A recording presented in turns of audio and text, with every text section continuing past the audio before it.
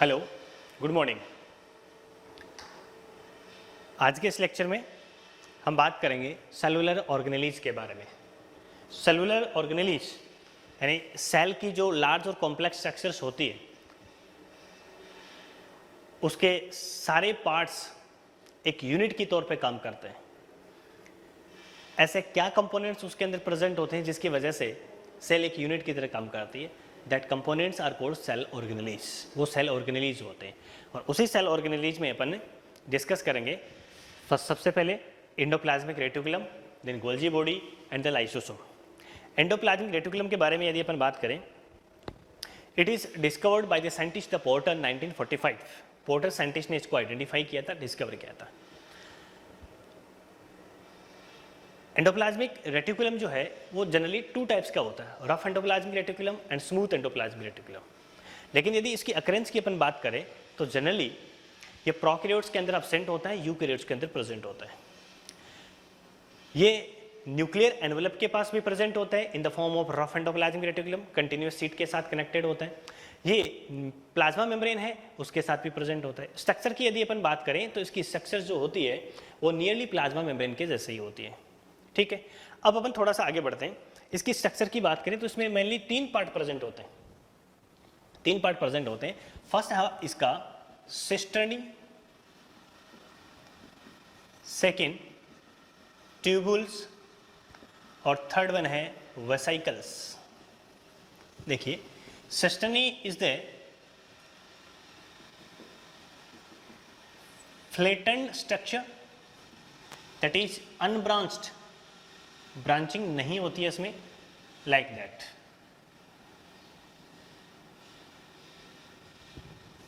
Unbranch structures होती है। Tubules की बात करें तो ट्यूबल्स के अंदर ब्रांचिंग होती है।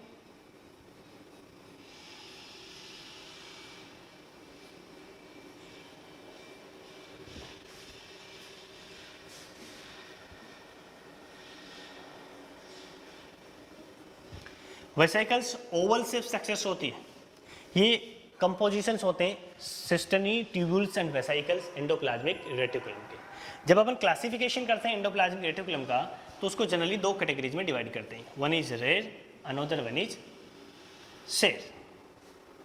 आपकी जो रेर है वो सिस्टर्नी से बनी हुई होती है, सिस्टर्नी की कंटिन्यूस सीट्स होती है और आपकी जो न्यूक्लियर एनवेलप होता है उसके साथ कंटिन्यूस सीट के रूप में फॉर्मेशंस करती है।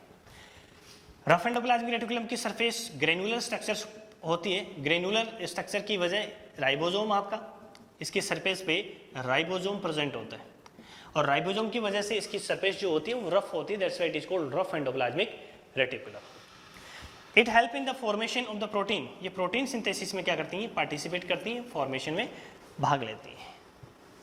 बात करें शेर की, स्मूथ एंडोप्लाज्मिक रेटिकुलम, इसके अंदर आपके ट्यूबुल्स प्लस वेसिकल से ये बनी होती है। कंपोजिशन इसका ट्यूबुल्स एंड वेसिकल्स होता है। ये लिपिड सिंथेसिस में पार्टिसिपेट करती है। फंक्शन की यदि अपन बात करें, लिपिड का सिंथेसिस करती है। न्यूक्लियर जो प्लाज्मा मेम्ब्रेन्स होती है उसके जस्ट पास में होती है। नेक्स्ट, डिटॉक्सिफिकेशन का भी इंपॉर्टेंट फंक्शन करती है। डिटॉक्सिफिकेशन ऑफ ड्रग्स और जो पॉइजनस जो सब्सटेंसेस बॉडी में चले जाते हैं तो लीवर में ये क्या करती है? डिटॉक्सिफिकेशन का फंक्शन करती है। तो ये रफ एंडोप्लाज्मिक रेटिकुलम हो गया अपना, स्मूथ एंडोप्लाज्मिक रेटिकुलम हो गया। दोनों के अंदर अपने डिफरेंशिएट करने की कोशिश की है कि इसके अंदर क्या क्या डिफरेंसेस होते हैं। रफ एंडोप्लाज्मिक रेटिकुलम है, प्रोटीन का सिंथेसिस करती है और आपकी स्मूथ एंडोप्लाज्मिक रेटिकुलम है वो लिपिड का सिंथेसिस करती है। आपको पता है कि आपकी जो प्लाज्मा मेम्ब्रेन होती है that is made up of lipid and protein. वो लिपिड और प्रोटीन से बनी हुई होती है। और वो लिपिड और प्रोटीन कौन अवेलेबल करवाता है? ये आपके रफ एंडोप्लाज्मिक जो रेटिकुलम है ना, यही प्रोवाइड करवाता है। That's why we can say endoplasmic reticulum participate in the formation of the plasma membrane. That process is called membrane biogenesis. उस प्रोसेस को अपन क्या नाम देंगे? Membrane biogenesis. इंपॉर्टेंट टर्म्स है membrane biogenesis. Membrane biogenesis means it help in the formation of the membrane. ये membrane के formation में important role play करती है। ठीक है, अब अपन इसकी बात करते हैं फंक्शंस की कि एंडोप्लाज्मिक रेटिकुलम जो है उसका फंक्शन क्या होता है। Endoplasmic reticulum provide a mechanical support to the cell, provide a particular shape, है ना, एक पर्टिकुलर शेप भी ये प्रोवाइड करवाती है, और लिपिड्स और प्रोटीन का ये क्या करती है, सिंथेसिस करती है। ठीक है, मेनली इसका जो फंक्शन होता है वो क्या होता है कि प्रोटीन का और लिपिड का सिंथेसिस करना। प्रोटीन और लिपिड का सिंथेसिस करेंगे और करने के बाद ये क्या करेगी, इसको ट्रांसपोर्ट करेगी। क्या करेगी, ट्रांसपोर्ट करेगी। तो इसका मेन फंक्शन सेकंड भी ये भी हो गया कि ये ट्रांसपोर्टेशन का भी फंक्शन करती है। रफ एंडोप्लाज्मिक रेटिकुलम जो होती है वो न्यूक्लियस के साथ अटैच होती है, तो न्यूक्लियस के अंदर जो भी मटेरियल सिंथेसाइज होता है वो किसके थ्रू ट्रांसपोर्ट होता है, एंडोप्लाज्मिक रेटिकुलम के थ्रू। बात समझ में आ गई। एंडोप्लाज्मिक रेटिकुलम से ये ट्रांसपोर्ट होता है, ट्रांसपोर्ट होकर के कहाँ जाएगा, ये गोल्जी बॉडी के पास जाएगा। कहाँ जाएगा, गोल्जी बॉडी के पास जाएगा। तो नेक्स्ट पार्ट अपन पढ़ेंगे गोल्जी बॉडी। ठीक है, देखिए गोल्जी बॉडी के बारे में बात कर। सो अपन थर्ड नेक्स्ट पार्ट की अपन बात कर रहे थे। नेक्स्ट पार्ट अपना गोल्जी बॉडी है। यहाँ पे आप गोल्जी बॉडी की स्ट्रक्चर्स देख सकते हैं। Golgi body cellular organism was discovered by the scientist Camillo Golgi. That's why on the honour of the scientist we use the terms Golgi bodies और Golgi complex. Scientist Camillo Golgi ने इसको identify किया था, उसी के नाम पे अपन इसको यूज करते हैं, गोल्जी बॉडी या गोल्जी कॉम्प्लेक्स। गोल्जी बॉडी है, उसके अंदर 3 स्ट्रक्चर्स मेनली प्रेजेंट होती है, 3 इसके कंपोनेंट अपन कह सकते हैं। फर्स्ट वन आपका सिस्टर्नी, सेकेंड वेसाइकल और थर्ड आपका वेक्यूल्स। देखिए यहाँ पे अपन स्ट्रक्चर देख रहे हैं, ये जो लंबी जो सीट आपको दिख रही है ना और कर्व्ड जो सेफ स्ट्रक्चर्स दिख रही है, that is called your cisternae. ये आपकी क्या है, सिस्टर्नी होती है। ठीक है, आपकी जो वेसाइकल्स होती है वो इस साइड होती है और आपकी जो वेक्यूल्स होती है वो इधर होती है। ये स्ट्रक्चर्स देखें तो इसमें अब देखिए अपने एक डिजाइन इस तरह से बनाया है कि इसकी जो प्रॉपर फंक्शनिंग है वो आपके दिमाग में क्लियर हो जाएगी, क्योंकि आगे चल करके आपको भी इसको डिटेल के साथ पढ़ना है, तो इसका कॉन्सेप्ट आप क्लियर कर लीजिएगा। मैंने यहाँ पे एक लाइन ड्रॉ की है और लाइन यहाँ पे मैंने बताई है न्यूक्लियर मेम्ब्रेन, यानी इधर आपका न्यूक्लियस है और ये इसकी न्यूक्लियस मेम्ब्रेन है। अपन ने पढ़ा है कि आपका जो गोल्जी बॉडी है इसके जस्ट इधर होता है ना। ठीक है, तो ये तो न्यूक्लियर मेम्ब्रेन वाली साइड होगी। न्यूक्लियर मेम्ब्रेन के बाद में आपका अटैच होता है एंडोप्लाज्मिक रेटिकुलम और उसके बाद आपकी गोल्जी बॉडी होती है। तो ये तो न्यूक्लियस मेम्ब्रेन वाली साइड होगी और ये जो साइड है वो इधर आपकी सेल मेम्ब्रेन वाली साइड है। ध्यान से समझना, ये सेल मेम्ब्रेन वाली साइड है और ये आपकी न्यूक्लियर मेम्ब्रेन वाली साइड है। यहाँ पे बीच में आपका गोल्जी बॉडी है। गोल्जी बॉडी की इधर वाली जो साइड होती है उसको अपन सिस फेज के नाम से जानते हैं, एक पर्टिकुलर शेप की वजह से, और इधर जो साइड होती है उसको अपन ट्रांस फेज के नाम से जानते हैं। ध्यान से सुनना, cis phase and trans phase. Cis phase यहाँ पे इसको फॉर्मिंग फेज भी अपन कहते हैं। फॉर्मिंग फेज क्यों होती है, क्योंकि जो भी प्रोटीन्स एंडोप्लाज्मिक रेटिकुलम के थ्रू या न्यूक्लियस के थ्रू जो बाहर आया है उसको ट्रांसपोर्ट एंडोप्लाज्मिक रेटिकुलम ने कर दिया। इस गोल्जी बॉडी के अंदर क्या होगी, पैकेजिंग होगी। ध्यान से सुनना, पैकेजिंग होगी, मॉडिफिकेशंस होंगे और स्टोरेज होंगे। यही इसका मेन फंक्शन होता है। That's why it is also called shipping department of the cell. ये सेल का शिपिंग डिपार्टमेंट होता है, ट्रांसपोर्टेशन डिपार्टमेंट भी अपन इसको कहते हैं, क्योंकि ये पैकेजिंग करता है, मॉडिफिकेशन करता है और स्टोरेज का फंक्शन करता है। तो यहाँ पे जो भी प्रोटीन्स वगैरह आएंगी तो वो वेसाइकल्स उसके साथ फ्यूज होकर के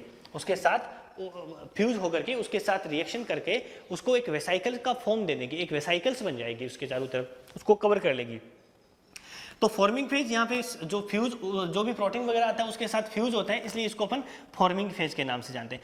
अंदर यहाँ पे क्या होता है, उसकी मॉडिफिकेशंस होती है। पैकेजिंग वगैरह तो ये वही होगी, उसकी अंदर क्या हो जाएगा, इसका मॉडिफिकेशंस हो जाएगा। मॉडिफिकेशन होने के बाद उसको यहाँ से रिलीज कर दिया जाएगा और डिस्चार्ज कर दिया जाएगा। तो यहाँ पे जो वेसाइकल्स आप देख रहे हैं ये डिस्चार्ज वेसाइकल्स है और यहाँ पे वेसाइकल्स फ्यूजिंग है। वेसाइकल का फ्यूजिंग हो रहा है, फॉर्मेशन हो रहा है, that's why it is called forming phase. और इधर डिस्चार्ज हो रहा है, इसलिए मैच्योर होने के बाद होता है, that's why it is called maturating phase. बात समझ में आ गई। इसके यदि अपन स्ट्रक्चर की बात करें तो ये साइड होती है उसकी कॉन्वेक्स साइड होती है और इधर वाली जो साइड्स होती है वो कॉनकेव साइड होती है। बात समझ में आ रही है, ये कॉनकेव साइड होगी, ये कॉन्वेक्स साइड होगी।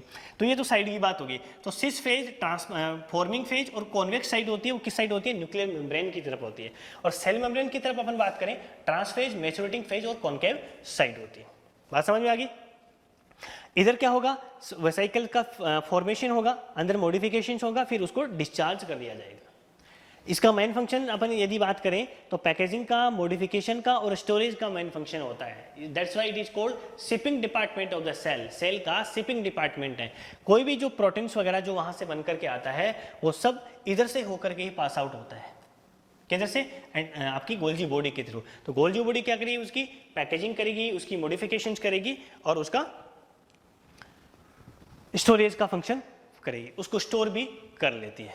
एक्चुअल में आपका जो लाइसोसोम्स होता है वही गोल्जी बॉडी से ही बनता है। गोल्जी बॉडी से ही आपका लाइसोसोम्स बनता है। जो भी प्रोटीन्स, जो भी एंजाइम्स यहाँ से निकलते हैं, उसकी मॉडिफिकेशन होने के बाद अब वो आगे चल करके क्या फंक्शन करेगा, तो उसको मॉडिफिकेशन करने का काम यहाँ पे हो रहा है और मॉडिफाई करने के बाद उसको लाइसोसोम के रूप में जनरेट कर दिया जाता है। लेकिन यदि अपन इसकी ओरिजिन की बात करें गोल्जी बॉडी की, तो गोल्जी बॉडी का ओरिजिन माना गया है एंडोप्लाज्मिक रेटिकुलम से ही। इसके कुछ प्रूफ भी मिले हैं जिसकी वजह से अपन कह सकते हैं कि एंडोप्लाज्मिक रेटिकुलम से ही जनरेशन हुआ है गोल्जी बॉडी का और गोल्जी बॉडी से जनरेशन हुआ है लाइसोसोम का।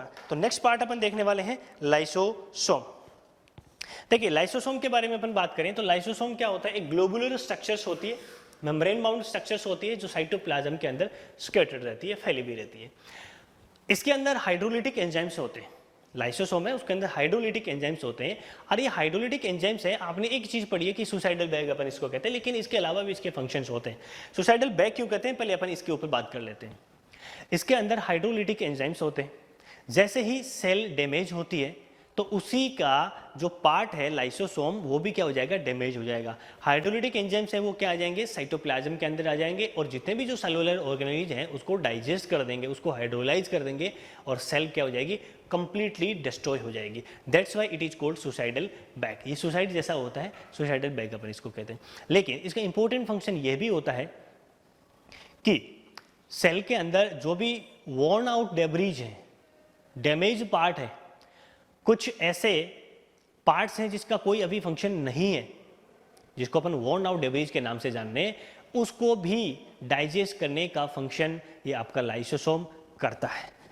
इसी वजह से इसको डिस्पोजल यूनिट ऑफ सेल के नाम से भी अपन जानते हैं। डिस्पोजल यूनिट का मीनिंग ये हो गया, या दूसरा नाम अपन कह सकते हैं natural scavenger of the cell. Cell की साफ सफाई करने का काम जो है वो आपका कौन कर रहा है? लाइसोसोम्स कर रहा है। ये इसके फंक्शंस के बारे में हो गया। ठीक है, नेक्स्ट लेक्चर में अपन नेक्स्ट ऑर्गेनेलिज के बारे में बात करेंगे। थैंक यू, जय हिंद।